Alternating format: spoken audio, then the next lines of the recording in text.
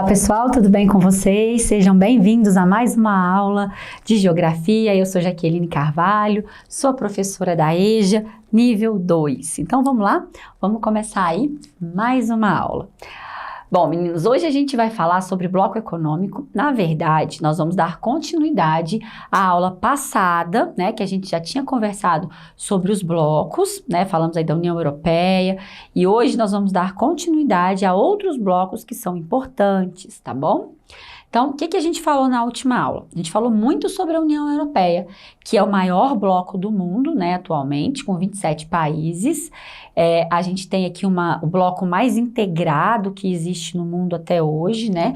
Um bloco econômico formado, então, por diversas potências. A gente tem aí todos os países desenvolvidos, localizados no continente europeu, e é um bloco econômico que, inclusive, tem moeda comum, que é o euro. Né? Então, a gente falou um pouquinho sobre a União Europeia. E agora, a gente vai começar falando sobre um outro bloco que está muito em ascensão, que é o UNSCA. Esse nome meio estranho, né? Pois é, mas o UNSCA, ele é um bloco... Na verdade, ele já é um bloco antigo que trocou de nome, né, e veio a se chamar UNSCA. Na verdade, ele é um NAFTA antigo, hoje o NAFTA deixou de existir, né, e agora se chama UNSCA. Mas os países que compõem são os mesmos. Então, é um bloco formado pelo México, pelos Estados Unidos e pelo Canadá, né? Então, México, Estados Unidos e Canadá. A gente tem, então, duas potências aí, que é os Estados Unidos e o Canadá, e o México, que é um país emergente. E as iniciais do bloco, porque estão em inglês, né? Mas a gente tem, então, os Estados Unidos, o México e o Canadá. Então, o nome foi formado a partir da junção dessas iniciais desses países, tá? E é um bloco econômico formado pelos países da América do Norte. Então, ele tem uma delimitação geográfica, né? Ele é justamente os países formados pela América do Norte. Então, olha só, coloquei aqui para vocês. Ele é o antigo NAFTA, ele é uma zona de livre comércio. Zonas de livre comércio é aquela modalidade de bloco que a gente já viu na aula anterior, que não tem muita integração. É o bloco mais simples que a gente tem, né? É o tipo de bloco econômico mais simples que existe. Então, o principal ali é só a livre circulação de pessoas e de mercadorias, certo? Que é o objetivo? Desenvolver as economias dos países membros, facilitando a circulação de bens e serviços. Então, eles criam mecanismos para que as mercadorias, né, que os serviços, enfim, que os produtos possam circular entre esses três países, né, com menos imposto ou com isenção de impostos. A ideia aqui é que esses produtos se tornem mais baratos e, ao se tornarem mais baratos, eles acabam podendo circular, vender mais e ter aí maior crescimento econômico, né? Toda vez que a gente tem uma circulação de mercadorias, toda vez que a gente tem um maior crescimento econômico dentro dos blocos, a gente vai ter, né, consequentemente, um maior crescimento econômico. E o México é a economia mais dependente do bloco. Se a gente pegar aqui nesse mapa, nós vamos ver que tanto o Canadá quanto os Estados Unidos são países desenvolvidos, sendo que os Estados Unidos é a maior economia do mundo, o maior PIB do mundo. O México, gente, ele não acompanha, né, essa ideia. O México é um país emergente, que até tem apresentado melhorias no seu PIB, crescimento no seu produto interno bruto, mas é um país ainda muito deficiente do ponto de vista social. É um país que ainda tem muitos problemas sociais, indicadores sociais baixos, sofre com o problema do narcotráfico, é um país que tem um narcotráfico muito sério para ser resolvido ainda, vários cartéis de drogas, mas que entrou nesse bloco. Então, o México, por ser a economia mais pobre, ele acaba sendo muito explorado e ele se torna muito dependente. Isso não é uma característica só do UNSCA. Existem outros blocos econômicos no mundo que aqueles países que são mais pobres, que aqueles países que são mais dependentes, acabam sendo meio que oprimidos, acabam que são explorados pelas nações mais ricas. Isso é comum.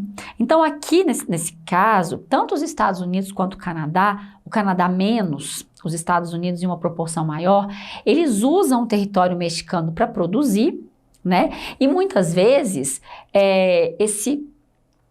essa produção, né, ela usa do México, mas o México não tem um retorno financeiro tão grande ou tão importante, né? Então ele acaba sendo um pouco prejudicado nessa questão da exploração.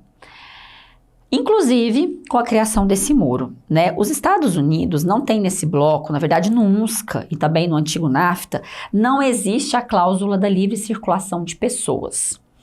Alguns blocos a gente tem livre circulação de pessoas, como é o caso da União Europeia, que a gente falou na aula passada.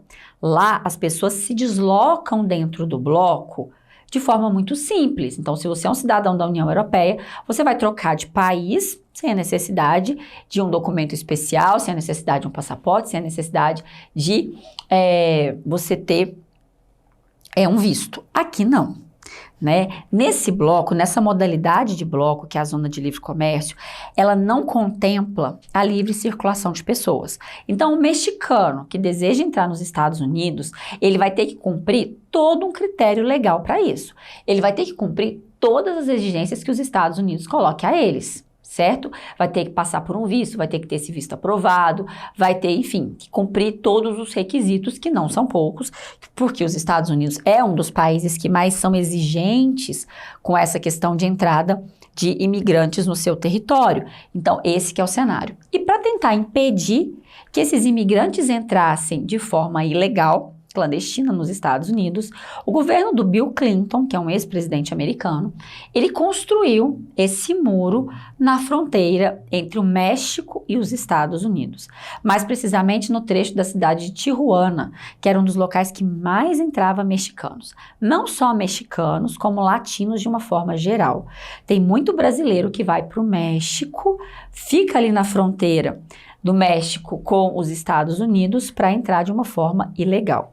Essas entradas ilegais, gente, é porque os critérios para entrada definitiva e legalizada dentro do país são muito rigorosos e nem todo mundo tem acesso e tem condição de ser aceito nos Estados Unidos. E tem aquela ideia do sonho americano, né? Muitas pessoas têm o sonho de se mudar para os Estados Unidos atrás de uma melhor qualidade de vida, atrás de melhores oportunidades de emprego, na ideia de conseguir fazer a vida, de juntar ali um valor, de conseguir construir um patrimônio e depois voltar para o seu país de origem. Entre eles, muitos brasileiros fazem isso todos os anos, né? É corriqueiro até a gente ver essas notícias nos jornais, na própria internet, de pessoas que são deportadas, de pessoas que estão lá ilegais, são presas e são obrigadas a voltar para o seu país. Então, elas são deportadas. Deportadas é quando uma pessoa está ilegal em um país e ela é enviada para o seu país de origem, né? Então, elas são deportadas. Gente, pessoas que tentam atravessar essa fronteira e acabam morrendo, porque tem trecho que não é um muro, gente. Tem trecho na fronteira que é um rio, que é o Rio Grande, e tem trecho que é um deserto. Dois trechos extremamente complicados de se atravessar e que a polícia, logicamente, americana faz as suas vistorias, enfim, tenta pegar esses imigrantes. E existem quadrilhas ilegais que atuam aqui, que fazem essa passagem de latinos, de imigrantes ilegais para os Estados Unidos. Vocês já devem ter ouvido falar nos famosos coiotes. Os coiotes são pessoas que trabalham de forma criminosa na fronteira, passando indivíduos ilegais do México para os Estados Unidos.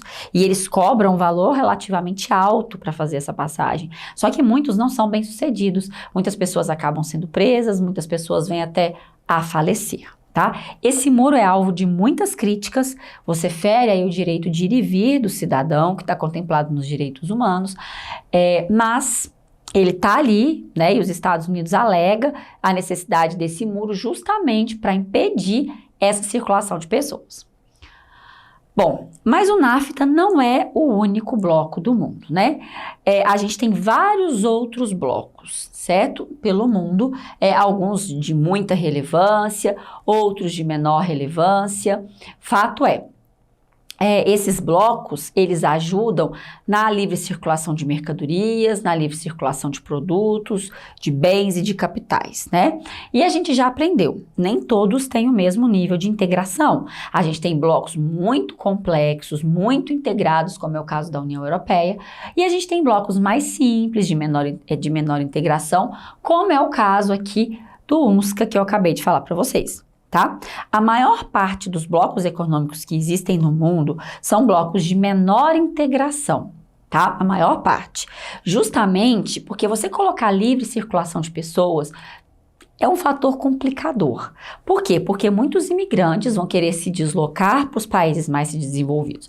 Então, se você está num bloco onde você tem vários países ricos e alguns países menos desenvolvidos, acaba que aquelas pessoas, aqueles indivíduos dos países menos desenvolvidos, eles têm esse sonho, né, de mudar mesmo para o país mais desenvolvido, né? Então, aí a gente acaba tendo o problema da imigração ilegal. Então, a maioria desses países preferem estar em blocos que não tenha livre circulação de pessoas. Então, vamos ver quais são eles. O primeiro deles é a APEC, que está aqui na Ásia e na América, né? Aqui também no Peru. É esse mapa onde tem esse achurado, tá? Tem os países que estão pintados e com achurado é porque fazem parte de mais de um bloco econômico. Não tem problema, tá, gente? Fazer parte de mais de um bloco. O Brasil não faz, o Brasil está aqui só no Mercosul, mas se fosse o caso, se o governo federal quisesse, enfim, e achasse que fosse importante para a nossa economia, a gente poderia fazer parte de mais de um bloco. Depois a gente tem aqui, então, só para a gente retomar, então aqui a APEC. É um bloco grande, é um bloco hoje composto por 21 países, e é um bloco que são países da Ásia e países que têm litoral para o Pacífico, tá? Então, eles aproveitam aí o oceano para fazer a circulação de mercadorias.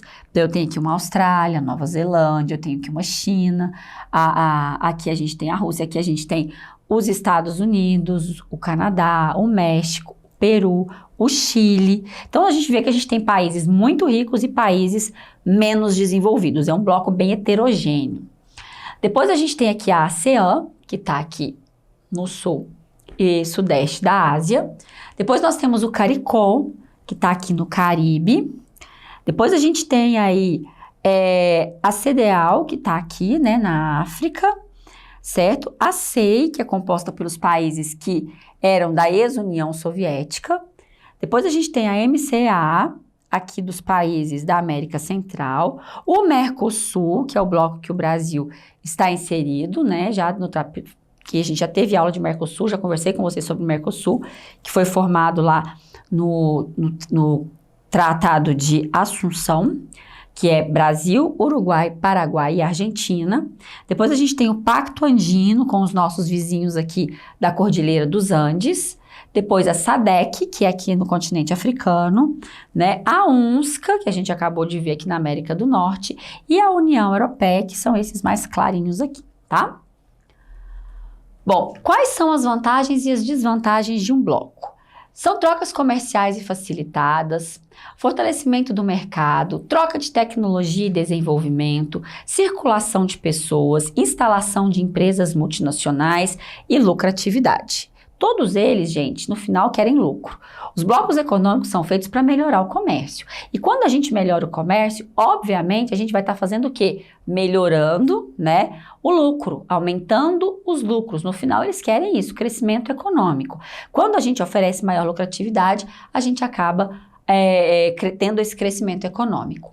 E quais são as desvantagens, né? A desvantagem é para a economia mais frágil, como eu falei do México, eles acabam sendo oprimidos, eles acabam sendo mais explorados neste contexto. Então, sempre as economias mais pobres, elas acabam sendo mais prejudicadas. O protecionismo econômico, o que é isso? Os países mais ricos acabam criando mecanismos para proteger a sua economia, né? E vai fazer isso em cima de quem? Dos países mais pobres. Então, os países mais pobres acabam sofrendo protecionismo, acabam tendo suas relações comerciais dificultadas em relação aos países mais ricos. Aumento nos casos de preconceito e xenofobia. Xenofobia é quando as pessoas têm ódio, aversão, pavor do estrangeiro. E por que facilita? Porque você facilita a circulação das pessoas. E quando a gente facilita a circulação das pessoas, pessoas de diferentes nacionalidades, elas chegam aos países e aí possibilita maior preconceito, né? A maior xenofobia. Então, aumenta esse preconceito contra o imigrante. Que é tão comum hoje em dia, que a gente sempre escuta aí reportagens, casos de violência contra esses imigrantes. Maior propagação de crises econômicas, porque quanto mais integrado é um país, quanto mais relações econômicas um país tem, mais ele está susceptível à crise econômica. Por quê? Porque a crise do outro país, ela pode chegar no meu, né? A crise daquele país pode acabar chegando no meu país. Depois, dependência para aprovação dos acordos comerciais em relação a acordos em relação ao comércio bilateral. Então, isso é ruim porque quando você está num bloco, vamos entender, né? Quando você está num bloco, você é obrigado a seguir as regras daquele bloco, porque você as aceitou, você as tornou lei dentro do seu país, né? Então, é importante que isso seja feito. A partir do momento que você aceita, fica mais difícil de você depois fazer acordos bilaterais com países que não são do bloco. Então, por exemplo, o Brasil está no Mercosul. Então, o Brasil tem que seguir ali as regras do Mercosul. Porque assim ele escolheu. Quando ele resolve fazer negócio com outros blocos, com países que estão em outros blocos, ele acaba precisando da aprovação dos demais países do Mercosul. Então, às vezes, esses acordos eles se tornam um pouco dificultados justamente pela presença, né, desses blocos econômicos. Certo, meninos? Então, essas são as vantagens e as desvantagens de você ter aí um bloco econômico. A livre circulação de pessoas tem alguns países que entendem ela como uma desvantagem, embora ela seja colocada aqui no rol das vantagens, tá, gente? Mas por essa questão de entrada de terroristas, de criminosos, se fazendo passar por um imigrante, se fazendo passar por um refugiado, às vezes ela pode ser vista como uma questão negativa também, certinho? Então, a gente falou aí sobre o UNSCA e sobre os principais blocos econômicos, né, do mundo, tá? E sobre as vantagens e desvantagens do bloco. Fato é, gente, o bloco econômico, ele traz, sim, alguns benefícios para os países que a eles pertencem, mas também ele causa alguns transtornos a esses países, né? Como as crises econômicas, como a ideia da livre circulação de pessoas com a entrada de terroristas, por exemplo. Então, sempre tem os prós e os contras e cada país vai mensurar até que ponto se é para ele benéfico ou não entrar em algum bloco, certo? Bom, pessoal, era isso que a gente tinha por hoje. Muito obrigada pela audiência de vocês, bons estudos. Fique sempre aqui no Educarachá. Um beijão para vocês.